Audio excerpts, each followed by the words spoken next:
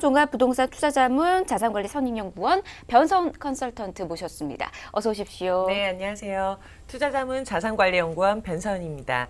오늘도 알기 쉽고 알찬 정보로 잘 전달해 드리겠습니다. 네, 자 그러면 수익형 부동산 주목받는 이유들도 저희가 또 파헤쳐 보도록 하겠습니다. 이와 관련된 이야기는 우리 변선 전문가가 이야기해 주실까요? 네, 이제 앞서 모이는 전문가가 얘기한 수익형 부동산 이 동향과 비슷한 이유죠. 똑같은 이유라고 보시면 되는데, 뭐 정부 이제 주택 시장 투기 억제에 초점을 맞춘 이제 정부 규제로 갈 곳을 잃은 유동 자금이 상대적으로 규제에서는 좀 자유롭고 안정적인 임대 수익을 기대할 수 있는 이 상업 시설로 몰리고 있는 건데, 하지만 이 월 임대료 등으로 수익을 올리는 상업용 부동산 시장도 이 빈익빈 부익부의 양극화 현상이 심해지고 있습니다. 특히 상가 거래량이 지속적으로 감소세를 보이는데 올 1분기 상가 거래량은 총 13,000여 건으로 지난해보다 17.4%가 감소했고요. 지난 2017년 1분기 이후 감소세가 지속되고 있는 셈이라 투자자들 또한 관심도 보이지만 또 투자에도 신중한 상태라고 보여집니다. 예, 상업용 부동산도 부익부 빈익빈 시대가 되어버렸군요. 네, 심하죠. 심하게 되었다라는 거. 그러니까 사람들이 계속해서 몰리니까 결국 네. 이 상황도 발생되지 않았나라는 생각이 듭니다. 과거 시장은 어땠을까라는 좀 궁금증이 또 생기거든요.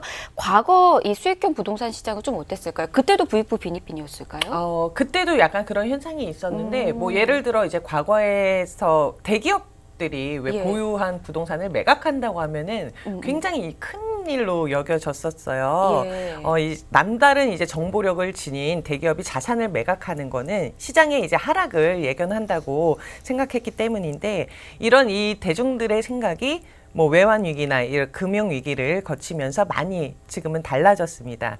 일반 투자자들도 이제 서울 주요 지역에 있는 대기업 사업과 대형 마트 그리고 멀티플렉스 등을 유동화된 이 투자 상품으로 또 접할 수 있기 때문이에요. 과거 뭐 부동산 경기가 어려웠을 때 이 수익형 부동산에 대한 막연한 그런 기대감으로 성급한 투자를 했다가 또 곤욕을 치렀던 사례를 되짚어 볼 때가 다시 된 거라고 보는데, 뭐 예를 들어 이제 수도권에 지금 많이 들어서고 있는 신도시의 경우 이 초기 공실률이 높은 데다가 배우 수요도 아직 갖춰지지 않아서 수익률이 낮을 수는 있어요.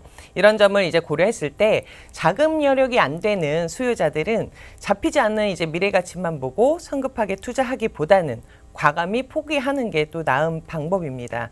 뭐 불과 얼마 전만 해도 뭐 신도시 상가나 오피스 등에 투자를 또 성급하게 해서 대출 이자를 못 내는 그런 이야기도 자주 접했는데, 현재는 그때보다 공급량도 많고 이 부동산 경기도 좀 하향 안정화가 되고 있는 상황이어서 단순히 미래 가치만 보고 수익형 부동산에 투자하기는 또 리스크가 클 수도 있습니다. 예, 수익형 부동산 성공적으로 하기 위해서는 삼성을 알아둬야 된다. 삼성 어떤 건지 두 분 혹시 아시나요?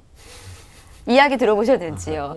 수익성, 수익성, 안정성, 네. 황금성이겠죠. 어머, 네. 이 삼성 역시 전문가이시네요. 변소엽 전문가께서 수익형 부동산의 그 공실률과 관련된 이야기 좀 해주시면 어떨까 싶습니다. 어떨까요? 앞서 말씀드렸듯이 이제 수익형 부동산 시장에도 양극화 현상이 이제 심하다고 말씀을 드렸는데, 대표적인 이제 상가 같은 경우도 수익률이 하락세를 보이고 있어요.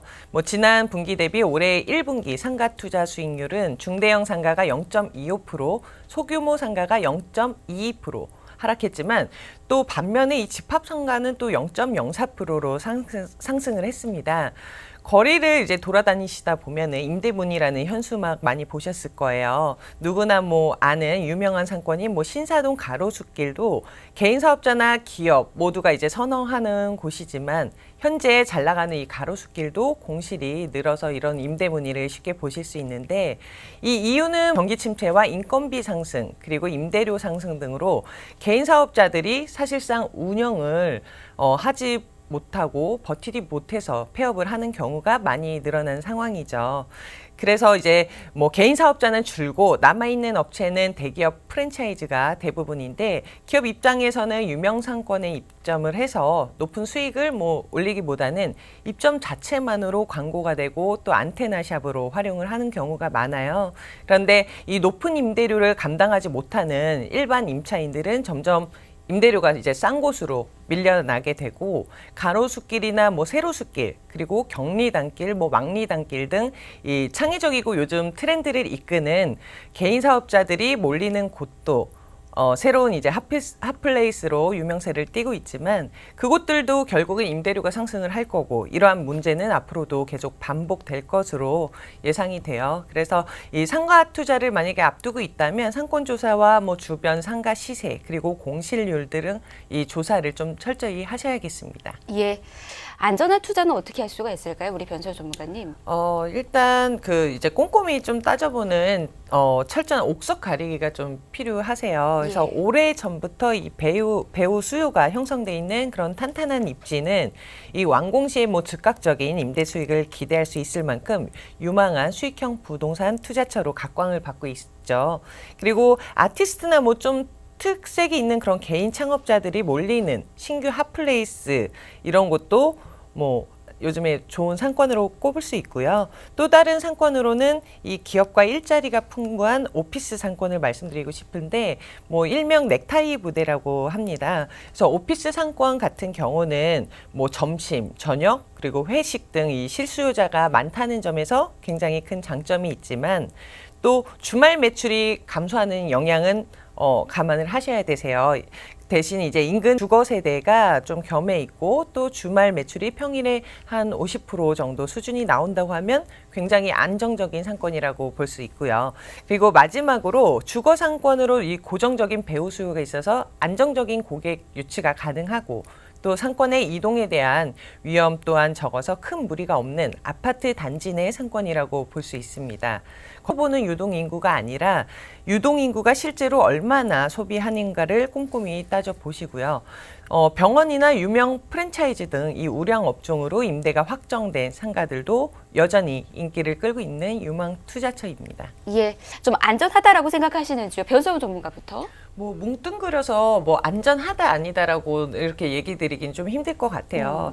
뭐 하지만 올해 갈 곳 없는 이 부동 자금이 건물 시장을 또 기웃거리겠죠. 근데 이제 시장인 만큼 작년에 비해서 투자 목적 거래보다는 뭐 사옥 용도의 건물 구입이 이제 늘어날 것으로 보이고 또 소액 투자가 가능한 오피스텔도 올해 82,805실의 입주 물량이 쏟아집니다.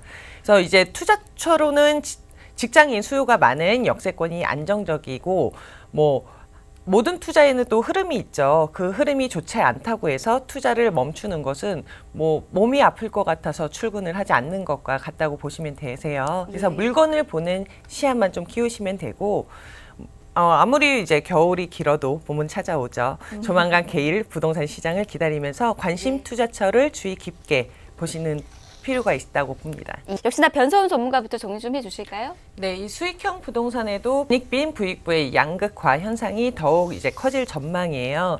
이 투자 타이밍은 부동산은 항상 바닥 탈출 신호 때라는 거 기억하시고요. 그리고 안정적인 임대 수익을 원하신다고 하시면 이미 이루어진 상권이 안전한 투자처라고 정리해 드릴 수 있습니다. 예.